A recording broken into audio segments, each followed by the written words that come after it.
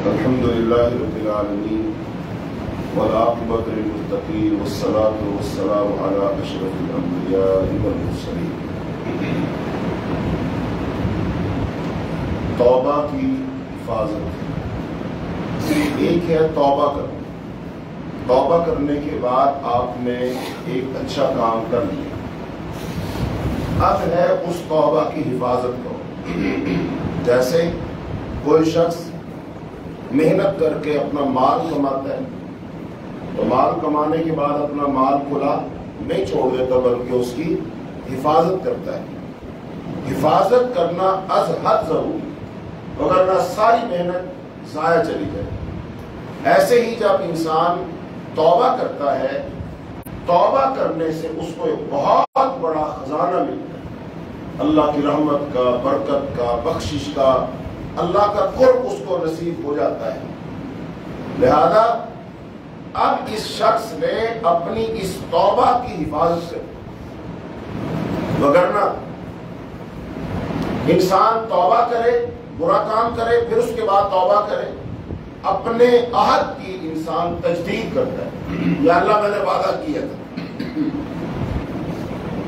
کہ میں گناہ نہیں کروں گا، لیکن پھر بندہ اپنے اس عہد کو دہراتا ہے، اس کو نیا کرتا ہے، اس کو رینیو کرتا ہے، اس کی تجدید کرتا ہے.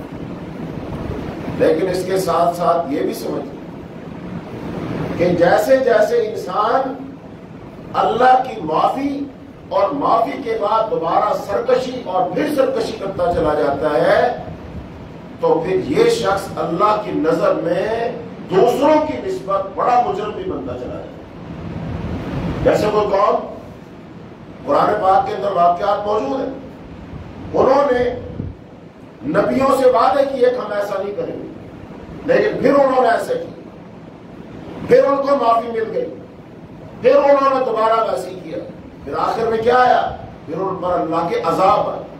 اس کا مطلب پہلی دفعہ میں عذاب نہیں آیا. عذاب کب آیا؟ جب اپنے اس عہد پر وہ قائم نہیں رہے، اپنے وعدے پر وہ لوگ قائم نہیں رہے.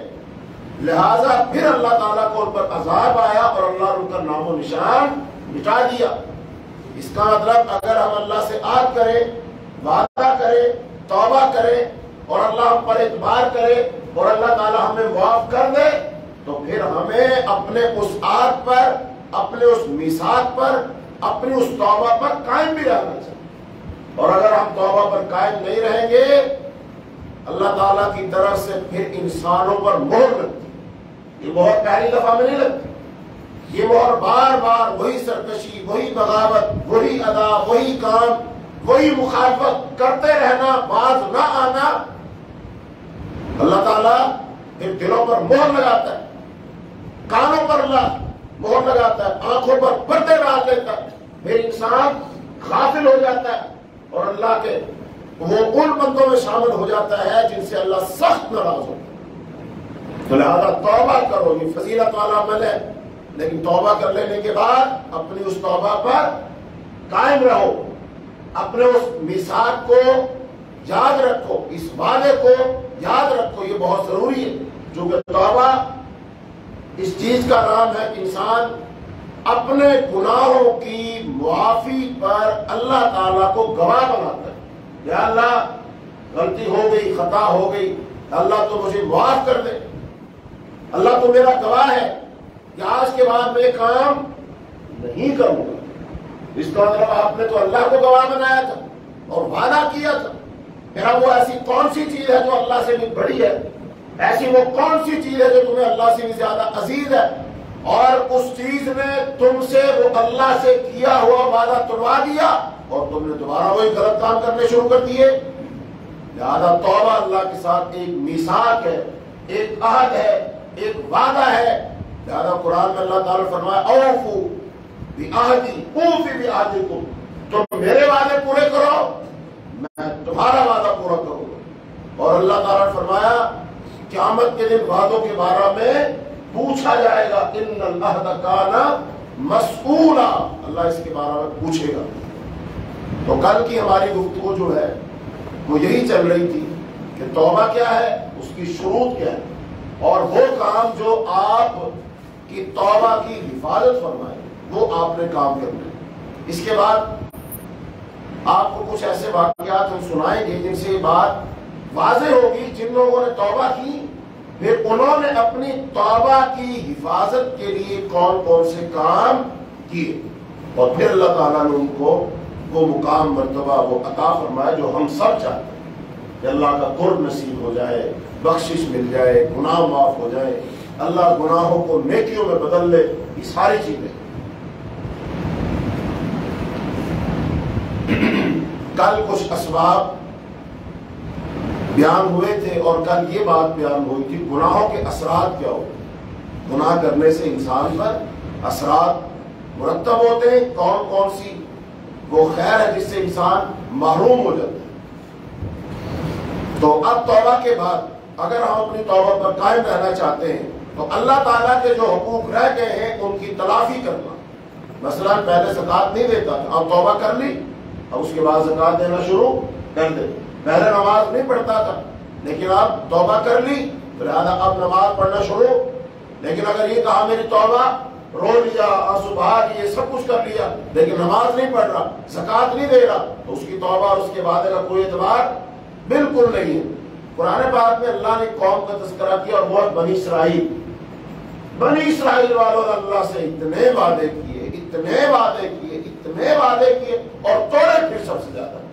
ایک موقع پر تو اللہ تعالیٰ نے ان کے اوپر طور پہاڑ کو اٹھا دیا، جیسے ہمارے اوپر ایک چھت نظر آ رہی ہے، اللہ پاک نے طور پہاڑ کو اپنی جگہ سے اٹھایا اور جہاں پر یہ تھے طور پہاڑ ان کے اوپر آ گیا اور وہ دیکھ رہے تھے کب یہ ہم پر گر جائے گا۔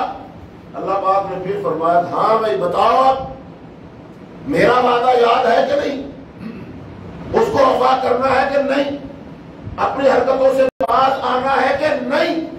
پھر اللہ نے فرمایا خذوا ما آتیناکم بقوۃ، مضبوطی سے پکڑو اس کو جو میں نے تم کو دیا، وعدہ کیا جو تم، پکڑو اس کو مضبوطی سے۔ اس کا مطلب اللہ تعالیٰ عذاب لاتا ہے پھر جب قوم باز نہیں آتی، بار بار وعدے توڑتی، تو توبہ کیا ہے؟ اللہ کی طرف پلٹ آنا ہے، اللہ سے وعدہ کرنا ہے یا اللہ تو مجھے معاف کر دے، آئندہ میں کام نہیں کروں۔ پھر آگے گناہوں والی جگہ چھوڑ دے، اگر چاہتا ہے نا میری توبہ برقرار رہے، گناہوں والی جگہ چھوڑ دے، کیونکہ وہاں موجود رہنے سے مزید گناہ اس سے متوقع ہو۔ تو ایک بندہ ہے وہ دوستوں کے پاس جاتا ہے، وہ شراب پیتے ہیں، وہ زنا کرتے ہیں، وہ فحش خوری کے اندر مبتلا ہوتے ہیں، وہ منصوبہ بناتے ہیں برائی کا، لیکن یہ توبہ کر لینے کے بعد اگر وہیں بیٹھے گا لہذا وہ اس کو دوبارہ اپنی طرف مائل کر لے، یہ اپنی توبہ پر قائم نہیں رہے گا، لہذا اس کو وہ جگہ چھوڑ دینی چاہیے، وہ محفل چھوڑ دینی چاہیے، وہ سوسائٹی چھوڑ دینی چاہیے، اس کو اپنی محفل بدل لینی چاہیے اگر وہ چاہتا ہے وہ اپنی توبہ پر قائم رہے۔ پھر گناہوں پر تعاون کرنے والوں سے الگ ہو جانا چاہیے، جیسا کہ 100 اشخاص کے قاتل والی حدیث میں آتا ہے نا، وہ بندہ 100 کو قتل کر کے کیا کہا، اس بستی کو چھوڑ دو اور اس بستی کی طرف چلے جاؤ، اس کو کہتے ہیں ہجرت کرنا۔ ایک تو ہجرت ہے نا، ایک علاقہ چھوڑ کے دوسرے علاقے میں، یہ جو انسان گناہ چھوڑتا ہے نا تو گناہوں کی وادی سے ہجرت کر کے انسان نیکیوں کی وادی کی طرف آ جاتا ہے، نافرمانی چھوڑ کے ہجرت کر کے انسان فرما برداری کی طرف آ جاتا ہے، برے دوستوں کو چھوڑ کر ہجرت کر کے انسان اچھے دوستوں کی طرف آ جاتا ہے، شیطان کی اطاعت فرمانبرداری چھوڑ کے ہجرت کر کے انسان اللہ کے اطاعت فرمانبرداری کی طرف آ جاتا ہے۔ یہ عظیم ہجرت ہے ایک، یہ بندہ مہاجر ہے، لہذا اس کو چاہیے وہ جگہ، وہ علاقہ، وہ بستی، وہ دوست احباب چھوڑ دے، اور پھر اگر اپنی توبہ پر قائم رہنا چاہتا ہے تو اپنے پاس موجود حرام اشیاء کو تلف کر دے، ضائع کر دے۔ ایک بندہ اس کو گٹار بجانے کا بڑا شوق تھا، باجا بجانے کا بڑا شوق تھا، بانسری بجانے کا بڑا شوق تھا، توبہ کر لی، اب ان کو سنبھال کے نہ رکھے یادگار کے طور پر، ان چیزوں کو توڑ دے، ان کو تلف کر دے، ان کو ضائع کر دے۔ کیوں؟ تاکہ دوبارہ کبھی اگر اس کے دل میں شیطان وسوسہ پیدا کر ہی دے، وہ سامان ہی نہ ہو جسے گناہ کر سکے، بجا ہی نہ سکے۔ اس کا مطلب ان چیزوں کو تلف کر دو۔ اگر اپنی اپنی توبہ پر قائم رہنا چاہتے ہو، شراب جب حرام کی اللہ تعالیٰ نے، تو صحابہ کرام کے گھروں میں وہ برتن تھے جن میں وہ شراب بنایا کرتے تھے اور شراب پیا کرتے تھے، وہ خاص برتن تھے۔ لہذا اس برتن کو جب بھی کوئی بندہ دیکھے گا کیا یاد آئے گا؟ یار یہ میرے شراب کا مٹکا ہوا کرتا، اس مشکیزے میں شراب بنایا کرتا، اس پیالے میں شراب پیا کرتا تھا۔ تو کیا فرمایا گیا؟ ان برتنوں کو توڑ دو، ان برتنوں میں کھانا پینا چھوڑ دو، نہیں ایسا نہ ہو اس برتن کو دیکھ کر مہک آئے، خوشبو آئے اور تو دوبارہ کہیں گناہ کی طرف مائل نہ ہو جائے۔ اس لیے اگر تو چاہتا ہے کہ اپنی توبہ پر قائم رہے، وہ گناہ کے آلات، گناہ کے اسباب، ان ساری چیزوں کو طرف کر دے، ان کو ضائع کر دے۔ مثال کے طور پر کسی بندے کے پاس، اب تو خیر شیطان نے ہمیں مواقع بڑے فراہم کر دیے، اگلے زمانے میں وہ وی سی آر چلتا ہوتا تھا، اس کی وہ کیسٹیں ہوتی تھی، تب ایک بندہ توبہ کرتا ہے، گانوں کی کیسٹیں اس کے پاس، رنگ برنگے گانوں کی کیسٹیں، اب اس نے توبہ کر لی، اب ان کیسٹوں کو سنبھال کے رکھے گا توڑ دے؟ اگر وہ ان کو سنبھال کر رکھے گا، کبھی نہ کبھی کوئی لہر اٹھے گی، وہ نہ صحیح کوئی دوست آ جائے گا، کوئی عزیز آ جائے گا، وہ کہے گا یار تمہارے پاس تو بڑا خزانہ ہے، ذرا اس میں سے کوئی پرانا سا گانا ہی لگا دو، پرانی یاد تازہ ہو جائے۔ اس کا مطلب گناہ سے توبہ کر لی ہے تو ان چیزوں کو بھی ختم توڑ دو، ختم کر دو، ہجرت کر جاؤ، گناہ کے آثار مٹا دو، ان گناہوں کے بنے محلات کو بلڈوز کر دو، ان وادیوں کو جلا دو، ان کو خاک کر دو، تاکہ دوبارہ تم ان کی طرف جا ہی نہ سکو، پلٹ ہی نہ سکو، دل دماغ میں کوئی خواہش پیدا ہی نہ ہو سکے۔ کہتے ہیں نا نہ رہے بانس اور نہ بجے، پنجابی میں کہتے ہیں نا کمڑے نو نہ مارو، کمڑے کی ماں نو مارو، تاکہ گاں تو کمڑا جمے ہی نہ، تاکہ گناہ کا سبب ہی ختم ہو جائے، جڑ ہی ختم ہو جائے، اس کو کاٹ دو۔ پھر اگر چاہتے ہو تم اب تمہاری توبہ قائم رہے تو نیک ساتھیوں اور بھلائی کرنے والوں کو اپنا ساتھی بناؤ، اور ذکر، علم اور واعظ و نصیحت کی مجالس کا شوق رکھو، ہمیشہ اپنی اصلاح اور تربیت کے لیے کوئی کتاب ساتھ رکھو، اور اپنے تمام اوقات کو مفید کاموں سے پر کیے رکھو، تاکہ شیطان کو اس کی طرف آنے کا کوئی راستہ ہی نہ ملے۔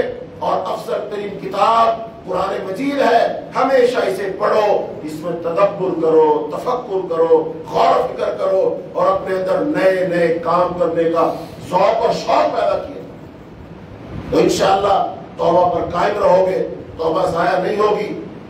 پھر اپنے بدن کو اللہ کی اطاعت میں مصروف رکھو، وہ جسم جس نے رزق حرام پر پرورش پائی ہے وہ حلال کاموں اور اطاعت میں مصروف ہو جائے گا، اس کو مائل کرو۔ مشکل بہت ہوگی، جو بدن، جو دماغ، جو آنکھیں، جو کان حرام کھا کر پلی ہے، بڑی ہے، پرورش پائی ہے، وہاں حلال کو بچھانا بہت مشکل ہے، چونکہ بدن تو تیرا وہی ہے، دماغ سوچ فکر تو وہی ہے، لیکن اب کیا کرنا، تو نے اس پر رنگ چڑھانا ہے، بار بار رنگ چڑھائے گا اترے گا، بار بار چڑھائے گا اترے گا۔ لہذا اگر تو اپنی توبہ پر قائم رہنا چاہتا ہے تو اس بدن کے اوپر اللہ اور اس کے رسول، قرآن، حدیث، اس کا بار بار تجربہ کرتا رہے، بار بار پریکٹس کرتا رہے، بار بار اس کو غذا کھلا قرآن کی، بار بار اس کو تلاوت سنا قرآن کی، بار بار ذکر کر، تو نماز میں کھڑا کر اس کو، انشاءاللہ تو اپنی توبہ پر بھی قائم رہے گا، بلکہ تو بہت سارے درجے حاصل کرے گا، چونکہ یہ کوشش ہے۔ اللہ نے فرمایا لیس للانسان الا ما سعی، انسان کو ملتا ہی وہ کچھ جس کے لیے وہ کوشش کرتا ہے، تو کوشش کرنا پڑے گا۔ جیسے آپ لوگوں کا تجربہ ہے نہیں، گھوڑا لاؤ نا، گھوڑے کا بچھیرا لاؤ منڈی سے خرید کے، بھائی وہ گھوڑا اپنے اوپر بیٹھ نہیں دیتا، طاقتور گھوڑا ہوتا ہے، جوان گھوڑا ہے، بیچ پر بیٹھ نہیں دے گا، اگر آپ ہاتھ پھیرو گے اگلی ٹانگیں اٹھا لیتا ہے، اچھالنا شروع کر دیتا ہے، لیکن آپ کیسے اس کو آہستہ آہستہ چلاتے ہیں، اس کو کھرکنا مارتے ہیں، ہاتھ پھیرتے ہیں تاکہ وہ تھوڑا سا عادی ہو جائے، پھر کو ساتھ ساتھ لے کے چلتے ہیں، پھر اس میں تھوڑا تھوڑا بیٹھتے ہیں، تو پھر گھوڑا آہستہ آہستہ کیا ہوتا ہے، اپنا آپ کے سپرد کر دیتا ہے اور آپ کو اپنی پیٹھ پر بٹھا لیتا ہے اور آپ اس پر سوار ہو جاتے ہیں۔ یہ نفس بھی اس گھوڑے کی طرح ہے، یہ آپ کو اپنے اوپر اسلام، قرآن، اللہ، رسول، اس کے احکام غالب کرنے نہیں دے گا۔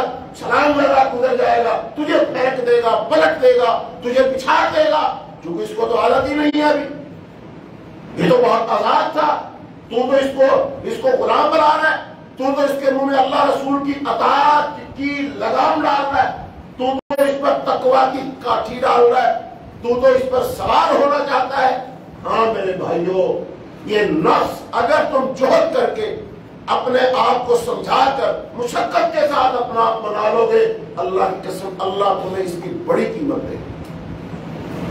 جب تو اپنے نفس کو قابو کرنے میں لگا ہوتا ہے نا، اس پر اللہ رسول کا رنگ چڑھانے کے لیے لگا ہوتا ہے، اللہ دیکھ رہا ہوتا ہے کہ میرا بندہ اپنے نفس کو میرے قابو میں لانے کی کوشش کر رہا ہے، اللہ پھر اس کی مدد کرتا ہے، اللہ اس کا تعاون کرتا ہے، اللہ اس کو توفیق دیتا ہے، اللہ اس میں ہمت پیدا کرتا ہے، اللہ حوصلہ پیدا کرتا ہے، اللہ اس کو نا امید نہیں ہونے دیتا ہے، اللہ تعالیٰ اس کو سنبھالتا ہے کہ میرا بندہ گرنے نہ پائے، میرے بندے کو شیطان پچھاڑ نہ دے، میرا بندہ ہار نہ جائے۔ اور غزوہ بدر میں جیسے اللہ تعالیٰ نے فرمایا وَمَا رَمَيْتَ إِذْ رَمَيْتَ وَلَكِنَّ اللَّهَ رَمَى، تم نے نہیں تیر پھینکے، تیر اللہ نے پھینکے، تم نے قتل نہیں کیا، قتل اللہ نے کیا۔ تو لہذا جب بندہ اللہ کا ہو جائے تو اللہ بندے کی طرف سے لڑتا ہے، میدان میں اترتا ہے، اللہ تیر پھینکواتا ہے، اللہ قتل کرتا ہے۔ تو جب اپنے نفس پر کس کا حکم غالب کرے گا؟ اللہ کا۔ تو نے توبہ کر لی ہے، اللہ تیری مدد کرے گا۔ تو اس لیے اگر چاہتے ہو ہم اپنی توبہ پر قائم رہیں تو جان حلق پر آ جانے اور سورج کے مغرب سے طلوع ہونے سے پہلے پھر توبہ کرتے رہو، مسلسل توبہ کرتے رہو۔ جیسے رسول اللہ صلی اللہ علیہ وسلم ایک دن میں کتنی مرتبہ توبہ کرتے تھے؟ 70 مرتبہ کم از کم، 70 سے 100 مرتبہ۔ آپ نے فرمایا میں اللہ سے استغفار کرتا ہوں، اتوب الیہ، 100 دفعہ معافی مانگتا ہوں اور 100 دفعہ توبہ کرتا ہوں۔ بتائیے اللہ کے رسول صلی اللہ علیہ وسلم کے دور میں گناہ تھے ہی، نافرمانی تھی نہیں، اس کا مطلب پھر بھی اپنے اللہ کی طرف رجوع کرنا، بار بار پلٹنا، آہت کرنا، اپنے آپ کو سمجھانا کہ میں نے توبہ کی ہے، میں نے اللہ کی طرف جانا ہے، اللہ کی طرف پلٹنا، اللہ کو نہیں چھوڑنا، یہ گناہ مجھے چھڑائے گا، شیطان مجھے دوسری طرف بلائے گا، میں نے نہیں جانا، میرا رب عظیم ہے، میں نے اپنے اللہ سے محبت کی ہے، میں نے وعدہ کیا ہے، عہد کیا ہے۔ انسان بار بار اپنے عہد کو دہراتا ہے، یاد رکھتا ہے۔ تو جو بندہ اللہ کو ایسے یاد رکھتا ہے اللہ بھی اسے یاد رکھتا ہے۔ فرمایا اللہ نے فَاذْكُرُونِي أَذْكُرْكُمْ، تم مجھے یاد کرو میں تمہیں یاد کروں گا۔ تم مجھے اگر تنہائی میں یاد کرو گے میں بھی تمہیں تنہائی میں یاد کروں گا، اگر تم مجھے محفل میں یاد کرو گے میں بھی تمہیں محفل میں یاد کروں گا، بلکہ تمہاری محفل سے اچھی محفل میں یاد کروں گا، ملائے اعلیٰ میں آپ کا تذکرہ ہوگا۔ اس کا مطلب اپنے اللہ کو ہر دم یاد رکھو۔ حضرت عبداللہ ابن مسعود رضی اللہ تعالیٰ فرماتے ہیں مومن اپنے گناہوں کو یوں خیال کرتا ہے جیسے وہ پہاڑ کے نیچے کھڑا ہے اور وہ پہاڑ اس پر گرنے والا ہے، جبکہ فاجر آدمی، گناہگار آدمی اپنے گناہوں پر ایسا رویہ اختیار کرتا ہے جیسے کوئی مکھی ناک پر بیٹھ گئی۔ ایک بندہ چھوٹے سے گناہ کو بہت بڑا گناہ سمجھتا ہے اور ایک بندہ اتنے بڑے گناہ کو بھی ہلکا سمجھتا ہے، جیسے ناک پر مکھی بیٹھی اڑا رہی، ہاں، اور ہاتھ کے اشارے سے اسے اڑا دے۔ حدیث میں آتا ہے حقیر اور معمولی سمجھے جانے والے گناہوں سے بچو، ان کی مثال اسی طرح ہے جیسے کوئی قوم بہت سی لکڑیاں جمع کر کے آگ جلاتی ہے اور پھر اس پر گوشت کو پکا دیتی ہے۔ لکڑیاں چھوٹی چھوٹی جمع کی، لیکن چھوٹی چھوٹی لکڑیوں سے آگ اتنی جل گئی کہ تمہارا گوشت پک گیا، ہانڈی بھن گئی۔ اس کا مطلب چھوٹے چھوٹے گناہ بڑے بڑے الاؤ بن جاتے ہیں، یہ تجھے جلانے کے لیے کافی ہو جائیں گے، تجھے جہنم میں لے جانے کے لیے کافی ہو جائیں گے، اور تو اپنے گناہوں کی آگ میں چلے گا۔ تو جیسے جنت ایک چٹیل میدان ہے نا، اس کو آپ نے خود خوبصورت بنانا ہے، اس میں باغ پودے محل تم نے بنانے، ایسے جہنم بھی کیا ہے، اس کو بھی چٹیل میدان ہی سمجھو، جتنے گناہ کرے گا اتنی لکڑیاں جمع ہوتی رہیں گی، بالن جمع ہوتا رہے گا، اور پھر تجھے تیرے گناہوں کی اس بالن اور آگ میں جھونک دیا جائے گا۔ تو دیکھ لے تو نے اپنے جلنے کے لیے کتنا بالن جمع کیا ہوا ہے، کتنی لکڑیاں جمع کی تھی۔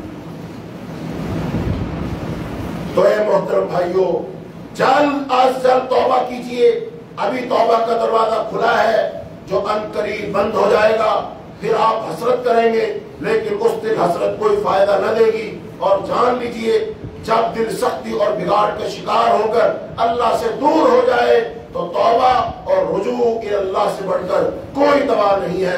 اللہ تعالیٰ کا فرمان ہے ان تتوبا الی اللہ فقط سقط قلوبکما، اے نبی کی دو بیویوں، اگر تم اللہ کے حضور توبہ کر لو تو بہتر ہے، کیونکہ یقیناً تمہارے دل حق سے ہٹ چکے ہیں۔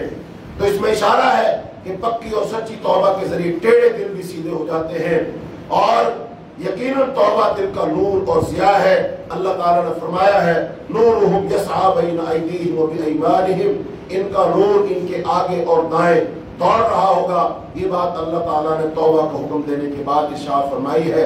اگر آپ توبہ اور اس کے فوائد اور پھر توبہ کو قائم رکھنے والے اعمال پر غور کرتے رہیں گے تو انشاءاللہ آپ اپنی توبہ پر قائم رہیں گے، ہر دم اللہ کی مدد آپ کے سامنے حال رہے گی، آپ اللہ کے وعدوں کو پورا کرو گے، اللہ پاک تمہارے وعدوں کو پورا فرمائے گا۔ ایک تو بھائی مسجد میں اعتکاف کا بندوبست